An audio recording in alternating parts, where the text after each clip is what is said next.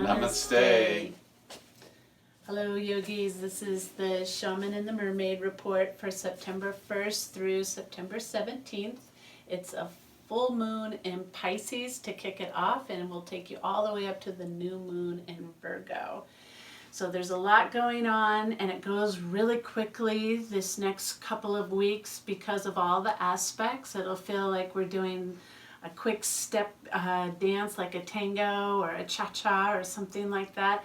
So we need to be quick moving and quick thinking and quick acting, and we don't have a lot of time in the next 2 weeks to fumble and bumble. But if we do fumble and bumble, don't stay down, get back up right away and keep going. And because of all of this, we have decided that our theme this time is make a plan and jam. And there's a few reasons for that. The make a plan part is now is the time. We're coming into the fall harvest.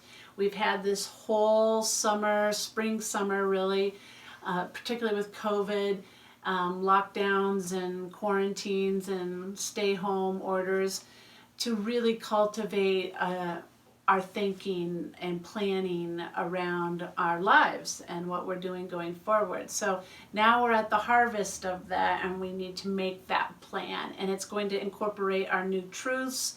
It's going to incorporate our new values, our new beliefs that we've had time to kind of chew on and think about, hopefully, over this last 5-6 months that we've been in this strange new world. And then that, so that's the make a plan part of the theme. And then the jam on it is like, just go. Don't think twice about it. There's an old British saying that says, start what you mean to go on. And it just means do it. Don't look back. Don't think twice. Just go. Because sometimes, as you'll see it through the aspects that we have coming up, there's going to be some things that are going to make us question ourselves, or going to create a little difficulty, or could possibly create some difficulty that make us maybe second guess, or we get it's too overwhelming, too daunting of a task to carry out this new plan that's going to be full of new energy. I mean, we are being asked to really change individually, change collectively. All the systems are being really scrutinized and looked at. So stay with it, make a plan and jam with it, and we'll tell you what these little aspects are. Did you say it was the Pisces full moon? Starts with the Pisces full moon. Yes. Oh, okay, I'll say that. It's the Pisces full moon. But you know that already. As you look out your window, you'll see the full moon rising right at sunset. Pisces is the sign of spirituality, delusion, the magician, also the trickster can be in Pisces, that whole delusionary to spiritualized energy. And the moon's going to be pretty close to the planet Neptune, who rules that. And that gives this a very dreamy, think out into the future, what are you considering? It's the make the plan piece. The Pisces is dream it out. Put it out there, imagine it, see what's happening, and the full moon is illuminating what's going on into the deepest depths. That same day we also have the planet Uranus making a nice trine to the sun, which is in Virgo, and it's sextiling the moon over in Pisces. So Uranus is supporting the full moon by putting in this electric, revolutionary, new, innovative ideas into the system. So while you're planning, you're like, wait a second, I've got a little light bulb Einstein moment. And similar to that, that same day, Mercury is trining Pluto. Mercury is thinking about things and considering and looking at different options, and Pluto is the soul and the force of evolution that says, try this. And you go, whoa, that's deep, let's go with it. And sometimes that can be a little bit intimidating to do something a little bit bigger and bolder than what we're maybe comfortable with. So this is giving you that permission to go for it. Just take that leap of faith on yourself and give it a good go. And we use the word aspects, and I just want to remind you, we've been trying to educate you all on some of the astrology terms, and many of you are very astute with your astrology terms, but just as a refresher, because these are quick dance steps and we're going to go through it really fast. A trine, that is like the triangle, and it's harmonious. It's working together. There's a harmony to it. Then there's squares. That's a square.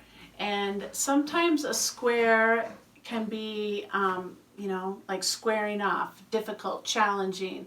I like to put a spin to it on a positive, that sometimes it can have a dovetail and really fortify something and make it stronger. So that's the upshot to a square. But usually whenever he mentions square or I mention square, it's going to be, there's a little bit of challenge to it.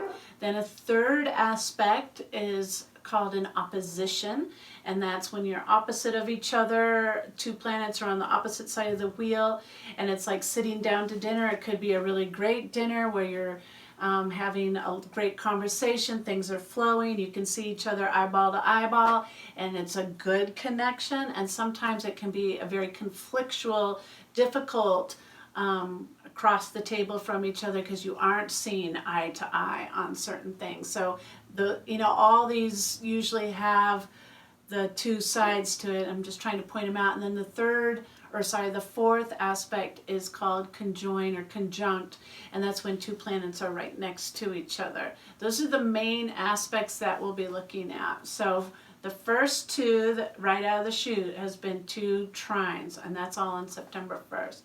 Then you can cruise through the rest of them and show the dance steps we have to do. Wednesday, September 2nd, Venus opposite Saturn.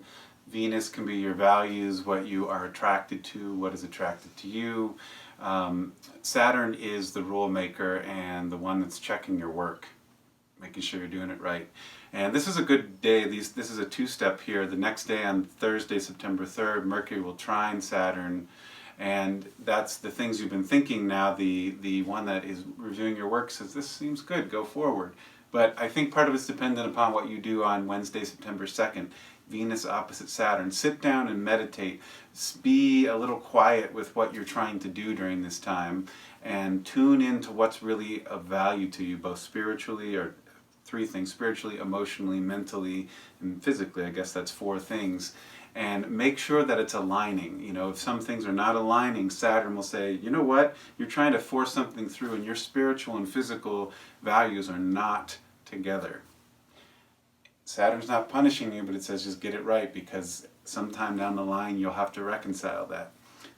Mercury trine Saturn, as we said, if you did that little dance with Venus and worked it out, it's like, okay, you get the information, you start to network, you start to do the things around that. But then, here's your square.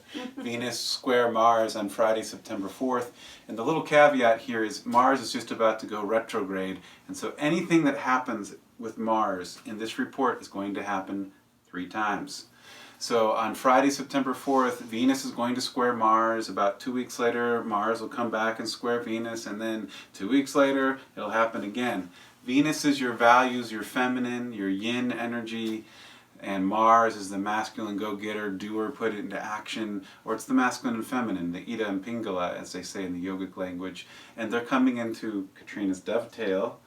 But be aware that what you're desiring and wanting, your Venus side, is aligning properly with putting it into action in what you're doing. Like if your Venus is out of alignment, I just want to, eat chocolate cake all day and lay in the pool and be sensuous, and Mars is saying, you got to do some work. And you're like, nope.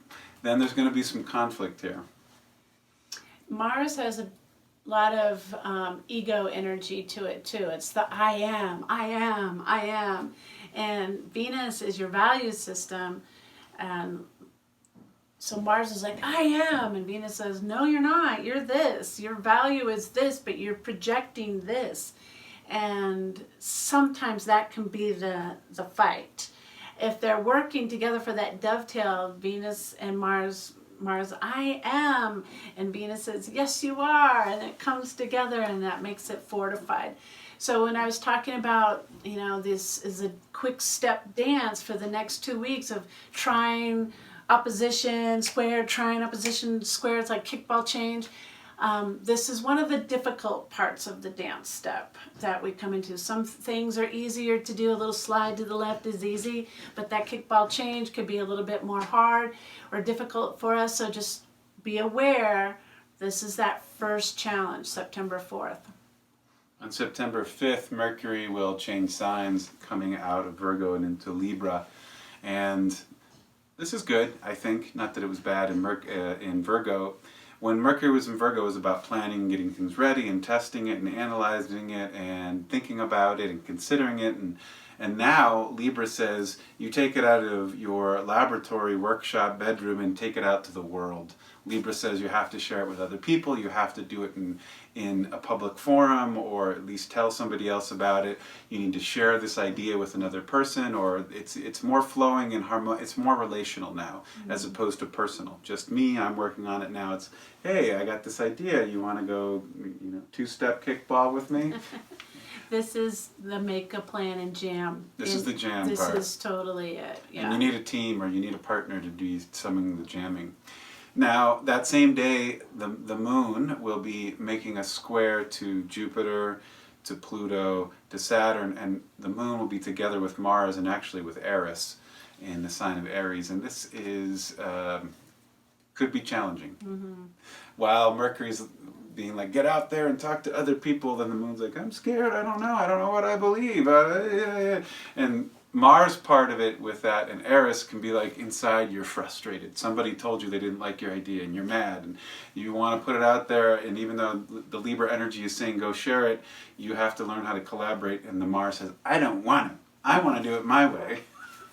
It's like a little toddler kind of temper tantrum. When Mars and the moon are together, there could be a whole lot of wanner baby going on, and a lot of martyr victim can come into play as well. And the other side, here's Moon and Mars over here, and they are squaring with the three big elders who have been totally governing this whole 2020 year so far, and will continue to. Like when you talk to any astrologer and you ask them what's the biggest influence on 2020, and they're going to say, well, it was the Jupiter, Pluto, Saturn conjunction. And this is the Mars Moon squaring those elders up there. So that 4th and 5th of September can be the little gray area for your first potential fall down. Don't stay down. Get back up. Keep jamming with your plan. Keep on cruising. And then we cruise along. Venus goes into Leo on September 6th on a Sunday. She was in Cancer, and now Leo is about putting things out there. It's the energy most related to the sun, so it's shining out. It's what do you got in your heart. Share your creativity, share your wealth, share your ideas, share your playfulness, share your time. And Venus, she can like that. Of all the fire signs, I think she's most harmonious with Leo, with the most potential, because Venus likes to also share and be in relationship and be in community, so this can be good. Now the caveat is, remember the regal side to Leo. Like, make sure what you're doing with all this sharing and putting out and dancing and having fun energy is being of service and not just selfish. Like, look at me, I'm the king, look at me, I'm on stage, like I just did. Yeah, so no ego, and keep it sweet for that plan that you're jamming with, because this will really help it jam along. This is a good outward expression of the plan on that day. Then we keep cruising. We have a little break of no aspects for a few days, and then September 9th rolls around, and we have some a really nice easy dance step, a trine again, and then we have, I wouldn't say it's a negative thing, but it'll be a jolt to the system. Sun trine Jupiter and Mars retrograde. The Sun trine Jupiter, I think, is a really sweet aspect. It's your heart trining your truth and your excitement and what you're here and passionate for, the vision that you have faith in, and the Sun says, let's do it. It's a really good make a plan and jam accentuator. This is a positive accentuator for rolling out your plan. With that aspect of Mars going retrograde, that could actually support the Sun trine Jupiter, I think, because when Mars goes retrograde, it's like, take retreat with your go do it energy and slow down a little bit. Take one step at a time. So Jupiter's like, I have this grand plan and vision. I don't know all the steps how to get there, but I know Mount Kilimanjaro's over there and I'm going. And you got to go. And Mars says, How are you going to get there? You got shoes, you got water, but Mars is helping you out. It's not to slow you down. It might feel like, what do you mean shoes and water? I just want to go. And so Mars retrograde can help that willpower say, okay, take the steps to do it. I think Mars retrograde also helps us to keep our control issues a little bit more under wraps. You know, how we can tend to be a little manipulative or controlling or micromanaging everything. And when we're initiating a new plan and trying to jam with it, we might have a lot of control issues around that because it's your baby and you just want to govern it, make sure everything's going okay. Well, Mars retrograde might let you let the brakes off of that control issue a little bit and let the plan roll out organically. If it's a good plan, you don't have to be micromanaging it from the get-go. It can just let it roll along and keep an eye, but let the plan be the plan. You don't have to be all bossy about it. So that'll be helpful, we hope. Mars retrograde could also have some negative pieces, but let's keep it on the positive and let it be just a nice rollout of your plan. I like to sometimes consider Mars retrograde as a nurturing thing. Most people would not agree with this. I haven't heard many other astrologers say that, but I put this out there that in March, when the sun goes into the sign of Aries, which is related to Mars, that's the time of year when Mother Nature births bunnies and rabbits and buds and flowers and little plants and takes care of it. That's Mars Aries energy. And so Mars retrograde to me has a nurturing, mothering, matriarchal, hold the space energy to the masculine. It can. It can also go the other way, of the jerk bear. No jerk bears. Okay, so cruising along, then we hit the half moon. That's halfway through the report. Half moon in Gemini. That's a good, take pause, get a drink of water while you're jamming with your plan. Check to make sure everything's in balance. And then also on that same day, September 10th, we have Mercury opposite of Chiron.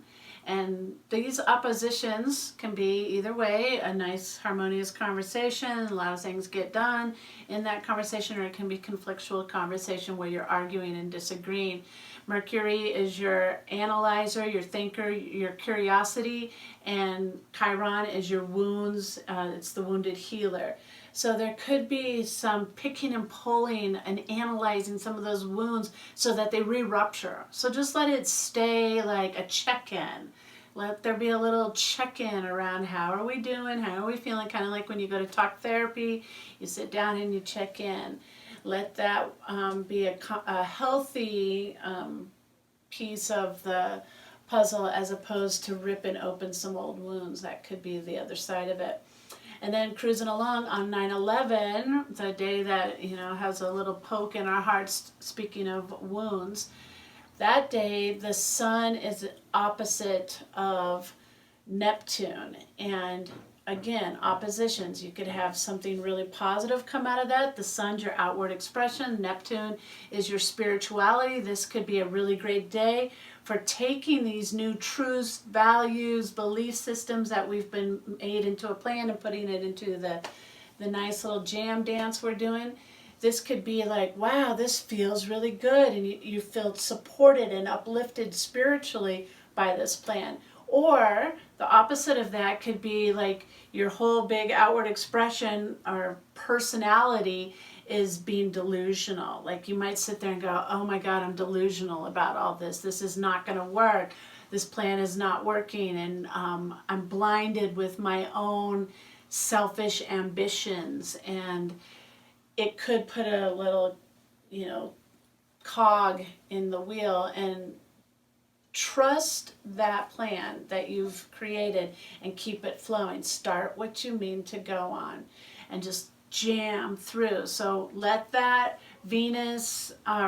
Sun opposite Neptune energy be fortifying your spiritual strength with your personality. Walk in both worlds. The duality of being human and spiritual at the same time come into play at that, and let them work together hand in hand as opposed to fighting being human or being spiritual. Then we cruise along. We have September, 12th. 12th. We've got Jupiter going direct, which I think is great. It's your truth goes forward. Everything that you've been cultivating as your truth, reviewing as your truth while Jupiter's been in retrograde, your big teachings, your self-knowledge is going to take a direct forward motion on that day. So that's an upshot. Then we go into the 13th of September, Venus trining Chiron. Venus trine Chiron is, I think, a helpful day. It's when your things that you've learned in the past, lessons that have been maybe hard to learn, are now tools to help you navigate this life. Like, oh, I know what that situation's about and I'm going to avoid it or steer around it, not going to go into it. And Venus is your personal self, what you're attracting in your field. So you've learned some lessons about what to do when you attract certain energies in the field. Oh, I know this archetype, and I know it's best not to engage, or I know it's best to set clear boundaries. And it's putting what you've learned about healing into action and feeling good about it. It's self-love.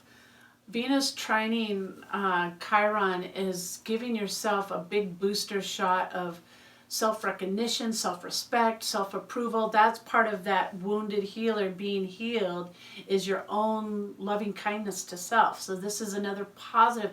So on those potential fall down, hurt yourself, bruised your knee, don't want to get up and follow the plan anymore, use these really nice trine days that are giving you a booster shot. No, get back up and go. This is one of them. Venus trine Chiron. I'll give you a little love shout on that day. But then the next day, Venus is going to square Uncle Uranus. Something unusual, different, new, maybe even seemingly like shocking could happen that day. It could be shocking in, a bad way, or just shocking in like, oh my God, my mind's blown. I don't even know what to think about this situation. It's just weird. And Venus could be getting upset about that, or uptight, or feeling like it's being pushed in upon you, or what do I do?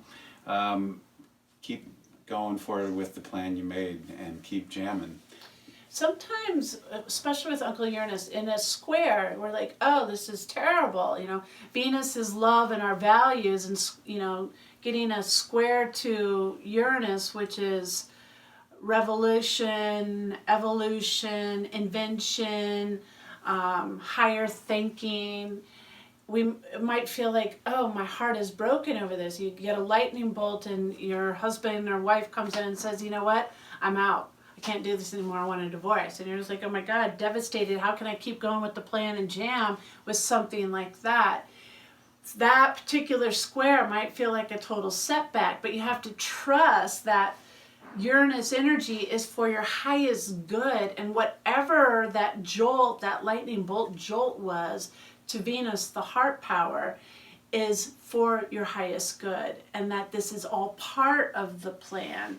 But in the moment, our little self takes it very personally, and our Chiron wound gets kicked in the butt, and so we might just want to stay and drop to our knees and give up the plan. This is not what we need to do. We need to make a plan and jam and keep going. So not that you don't process something difficult or challenging that comes your way, but don't let go of everything that you've put some momentum behind because of something crazy that might happen on that particular day, which again is September 15th. Then that brings us up to the very last part of the report, which is the new moon in Virgo, and also another square, Mercury squaring Jupiter. And what do you have to say about those two? They kind of sum up the report. Make a plan and jam. We kicked off with Pisces Full Moon, which was that dreaming, putting it out there, percolating it, and then Virgo's about taking all of that information that you've been moving through and putting it into something useful and going forward. Virgo is the energy of the architect, of the creator, of the master dissector, physician person, and so they've taken all of the experiences and they know how to manipulate and work with things, and that is going forward. But that same day, that square of Mercury square Jupiter, it's probably coming off of that Venus square Uranus 2 days before, where something shocking has happened and Mercury is trying to think about, what does this mean to the things I hold as truth and belief and what my world is made up of? So trust yourself. I mean, Jupiter is about trust, and our little Mercury self can overthink things. So when that Mercury-Jupiter square comes in, use it as the fortified, trust yourself. That's a trust yourself, trust the plan. And jam on it, make that plan and jam on it. And that carries us all the way up to the next time we see you. Like we said, Virgo, new moon, and we'll talk about that then. In the meantime, have a great Labor Day weekend. Enjoy this change of weather and the cooling down energy that comes with fall. See you next time. Namaste.